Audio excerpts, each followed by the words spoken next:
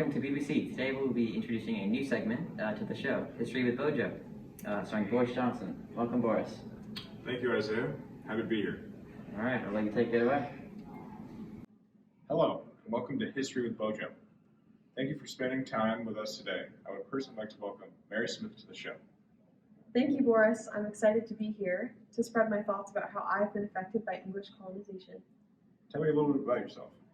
My name is Mary Smith. I'm a member of the Jamestown Colony in the New World. May I ask how old you are? I'm 43 years old. And how long have you lived in Jamestown?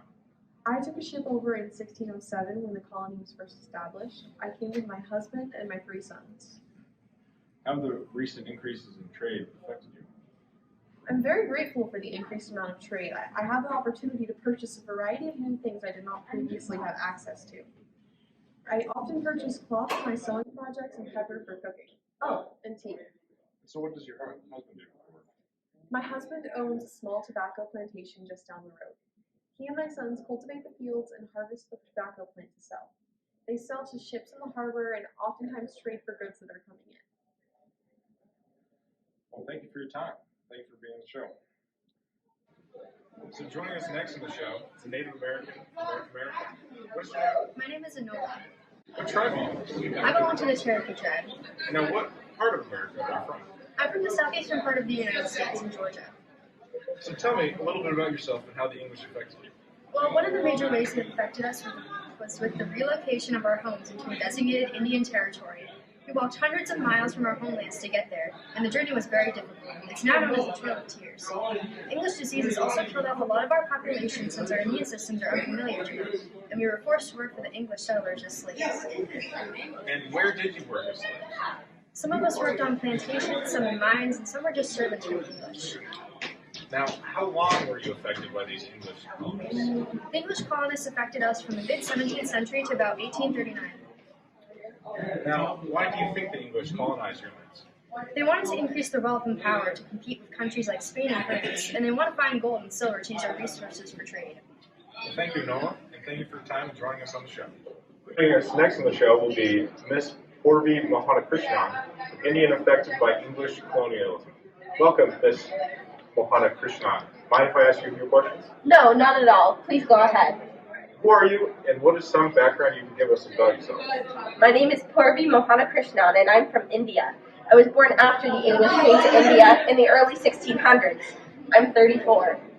Now, how were you affected by the English occupation of India? I've been indirectly affected in a lot of ways and heard many stories from fellow Indians about their interactions with the English.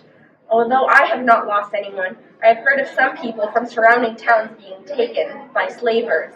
They have been here for many years now and are ever expanding their occupation here. They first came in order to secure cotton, though now look to secure more territory, encroaching onto land that is ours.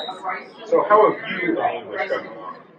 I think that they are not terribly happy that we only really accept silver as currency from them. There have also been several different acts of violence displayed between us and the English, though it is relatively peaceful for the time being. Now, why do you think the English came to India? Overall, it was because of the opportunities for trade and consumers in the mass population we have of around 300 million people. They originally came to secure trading posts and expand their trade routes. There's currently an economic battle over trade routes going on. They came as spice traders, though also traded silk, cotton, indigo dye, tea, and opium. As I said earlier, they also came to obtain cotton for spice traders, as the East Indian spice trade was the reason for the East India Company's initial formation. Well, thank you for all this insightful information. Have a wonderful day, and thanks for taking time to join us on the show. Hello there, welcome to History with BOJO. Here today we have John Watts, and I have a couple questions for you, John Watts. What do you do for work? For work, I've been involved in overseas trade since I was very young. In 1601, I founded the British East India Trading Company with George Wright. And what are your goals when you started this company? Our primary goal was obviously to make money, but we've been very successful with that up to this point. And our main exports were spices and cloth, which we reviewed from India and Ceylon. So where exactly do you trade? So we trade all across the Eastern Hemisphere, mainly in Arabia, India, Ceylon, China, Japan, and the Dutch East Indies. We bring these goods to England to sell as well as ship goods to North America.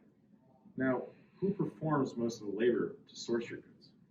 We trade for slaves who do our labor for us. It's a much more profitable way. Do you think it is wrong to enslave these people? No, I don't think so. I think that we're helping them out, and we're giving them work and teaching them the English customs. It's better this way. All right, then. Thank you for your time, Mr. Watts, and this has been History of BOJO.